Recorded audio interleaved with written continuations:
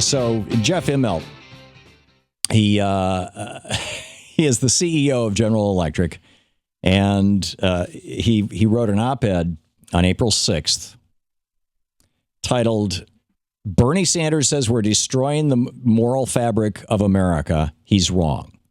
Right? We being General Electric. And a rebuttal to this has been published over at the Washington Post.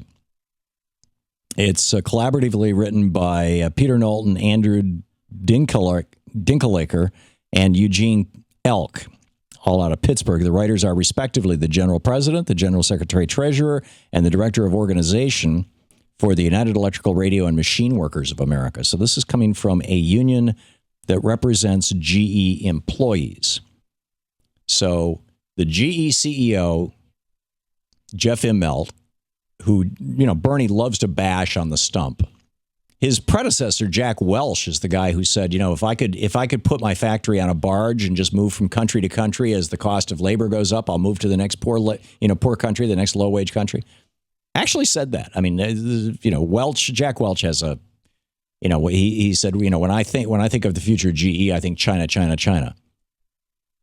So, and Immelt is continuing that. So this is what they write. As officers of a national union that has represented GE workers for 80 years, we can affirm from our union's experience and knowledge of GE that Mr. Sanders is right. Since 1999, GE has reduced its workforce by 37%. And since 2008, the company has closed more than 50 factories and facilities in the United States. In 1995, 68% of GE's total employment was in the United States. Last year, it was 38%. GE has pursued a policy it calls the competitive wage, aimed at cutting the wage rates of its manufacturing workers in half, even as the pay of Mr. Immelt and other executives soars higher into the stratosphere. GE is now the defendant in 2 lawsuits because it betrayed its promises to its now retired employees by slashing their health care benefits, enabling the company to pocket an additional $3.3 billion. Thanks to GE, the Hudson River has become a 200-mile-long monument to corporate greed. From 1947 to 77, GE dumped an estimated 1.3 million pounds of PCBs, a toxic legacy that is still with us and has made the Hudson River, from Fort Edward to Lower Manhattan, the Environmental Protection Agency's largest Superfund cleanup site. And then they continue their list. In 2013, GE announced it would close the Fort Edward capacitor plant, dumping 200 employees and their communities to relocate the work to a non-union plant in Clearwater, Florida, to cut wages in half. No doubt the meager wages of the Florida workers will be subsidized by taxpayer-funded food stamps and other anti-poverty programs, which will amount to welfare for GE.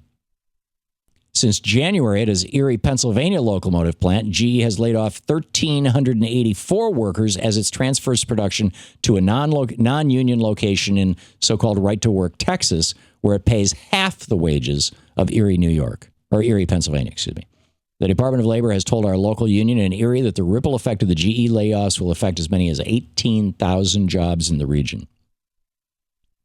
They add, Mr. Sanders is also correct, should be Senator Sanders, but whatever, about GE's infamous success at evading taxes. In 2010, with $14.2 billion in profit, the company paid no federal income tax, but instead received a $3.2 billion tax credit. According to Citizens for Tax Justice, GE from 2010 to 2014 paid a federal income tax rate of minus 4.3% on total profits of $33.5 billion. Wow, nice work if you can get it, huh? This is just, one piece of this. And keep in mind, GE is one of these top 10. General Electric, which Oxfam said has received $28 billion in taxpayer backing. And out of that $28 billion comes the almost $20 million that Mr. Immelt is taking. Was number 2 behind Apple, with $119 billion stored in 118 offshore tax havens. So really what's going on is when these so-called conservative politicians say, oh, yeah, it's a big government, terrible thing. We can't afford these benefits, blah, blah, blah, blah. What they're really saying is, we've got to protect these trillions of dollars that the fat cats are hiding overseas. We can't tax that, God forbid. There's a fascinating piece into Colin Holtz wrote a piece for The Guardian. It's in today's Guardian. The headline is "Big Government Can Save Lives, so why do we fight over it?" And what they found was, first of all, when Reagan came into office in the early 80s, the top 10% of earners lived 2.8 years longer than the bottom 10%.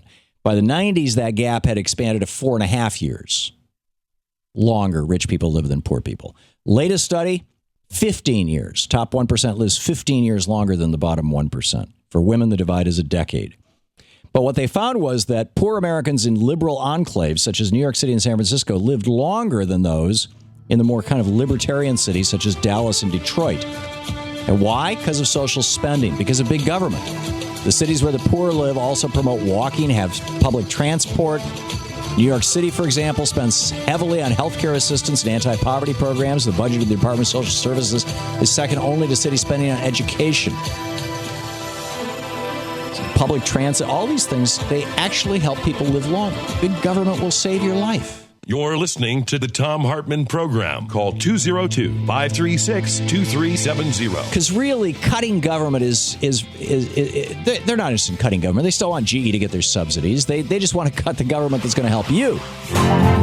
To watch more clips from our programs, hit the Watch More Videos button over here. And please be sure to hit the handy-dandy subscribe button so you'll always be up to date. Tag, you're it.